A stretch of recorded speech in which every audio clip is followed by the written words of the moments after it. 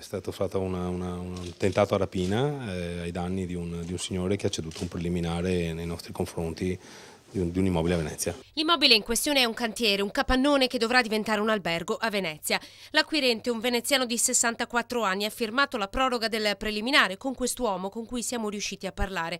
Poi, una volta uscito, qui sullo scale viene fermato da 2 uomini, uno ha la pistola in mano, aggredito, immobilizzato, picchiato e derubato. Cerca di difendersi ma non c'è nulla da fare, urlerà per chiedere aiuto. Io ho sentito delle urla di questo signore che era stato aggredito appunto nel pianerottolo, quindi non nello studio, e siamo subito accorsi ad aiutarlo. Era disteso per terra sul pianerottolo, aveva un po' di sangue, un po' di traumi. A parlare il notaio che aveva appena registrato la trascrizione della proroga. Siamo in pieno centro, presso lo studio Sandi e Doria. Non è dato sapere perché l'uomo avesse addosso quei soldi, circa 2000 euro. Sotto shock l'uomo non ha detto nulla, è stato soccorso, portato in ospedale.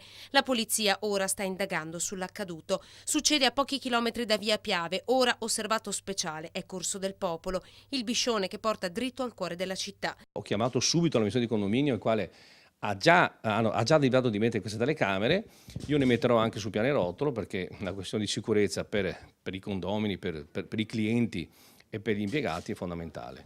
Studio e condomini avevano presentato richiesta di telecamere nello stabile addirittura prima che questa aggressione accadesse. Non si può lasciare in mano una città alla criminalità organizzata o meno, quindi bisogna che si diano da fare.